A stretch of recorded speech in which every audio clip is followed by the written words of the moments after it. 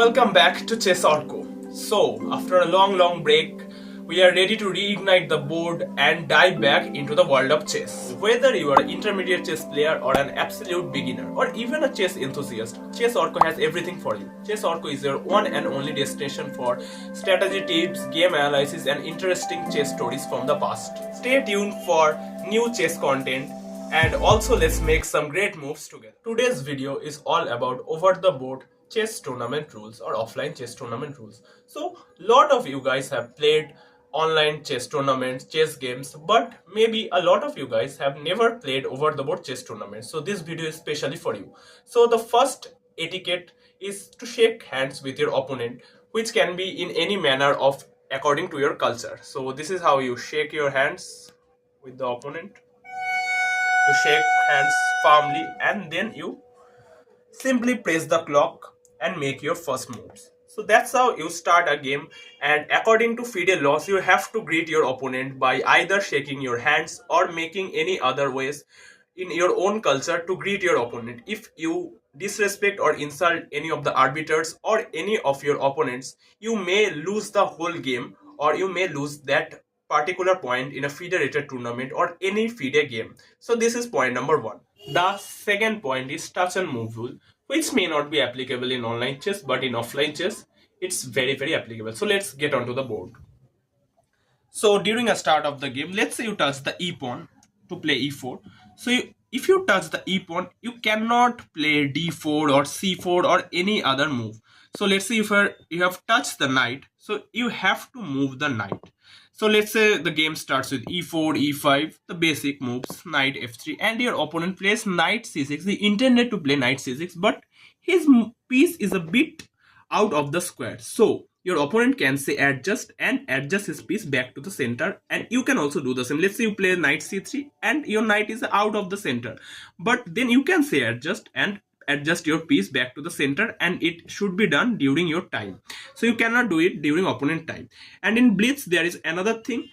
If you fumble any of your pieces during move and press the clock, it is an illegal move. So what to do at that moment? So if you fumble any of your pieces, you grab the piece back, adjust is say adjust, put it back to the center of the board and then press the clock. Otherwise, if your pieces fall off and then you press the clock, it will be an illegal move. So this is more or less all about touch and move, but there is one another thing. So sometimes in the start of the game, let's say you wanted to move the e pawn, okay, but when you are moving the e pawn, you accidentally touch the d pawn. So then maybe a question may come to your mind that do I have to move the d pawn or the e pawn? Okay, so this is a sportsmanship thing.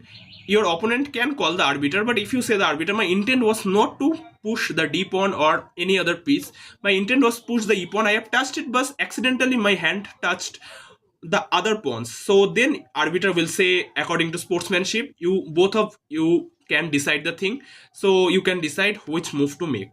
So this is rule number 2, touch and move rule. So point number 3 is here. The point is you have to press the clock with the same hand using which you have moved the piece. So let's say I take on e4, rook captures e4. I take with this pawn and I press with the left hand. So this is called an illegal move. So the arbiter will give me a warning and then I can even get time penalty as well. So the right way to do is make the move with the right hand, press with the right hand. Or even if you make the move with the left hand, take it, press with the same thing.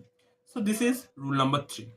Point number 4 is about illegal moves. So we all know that in online chess you can never make any illegal move, but in offline chess a lot of players can make illegal moves. So let's say in this position, this is black to move and black accidentally play the move f5 and press the clock. So if black play f5 and press the clock, his move is complete, but it is an illegal move because the bishop is pinning the pawn on f7 square. So then what to do? You will call the arbiter will come and give a time penalty of 1 or 2 minutes, and if it's not in any FIDE rated tournaments, then it will be a warning. And let's say he plays f5, then he changes his move, let's say g6, you make any move, let's say bishop d2, and then he plays another illegal move, let's say bishop to h4 randomly. Of course it's an imaginary move and illegal move. Let's say he makes this move and also presses the clock at the same time, then he has already lost the game, irrespective of the position, whether he was winning or losing, whether he was up in material a lot or not. But if he makes the second illegal move, he will lose. So the first illegal move in federated tournaments, there is a time penalty of 1 to 2 minutes, and in regular tournaments there is a warning for the second illegal move. You always lose the game in any type of tournaments, if it's a federated tournament or any regular tournament. So be very sure about making any illegal moves. And again, if you touch this bishop and you have made a move like bishop h4, and you press the clock and it's your first illegal move, you lose 1 to 2 minutes first of all, and you have to move this piece, because according to the first rule, or according to the second rule as well, you have to move the same piece which you have touched. Let's say then you have to make a move like bishop f5. So this is rule 4, very simple and precise. Let's go to the next rule. Rule number 5 is about offering a draw. So let's say you think your position is equal or slightly minus and you want to make a draw offer.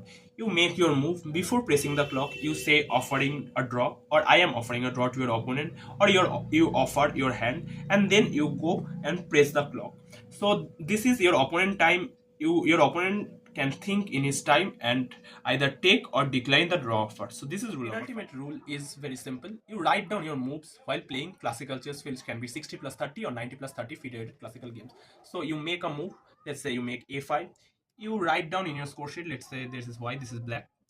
So let's say you write down your move a5, and then after that you go and press the clock, and that's how you complete your move in a classical game. So the last rule is very simple and precise. When you finish the game, either you win or lose, you go to the arbiter's table and you submit your result.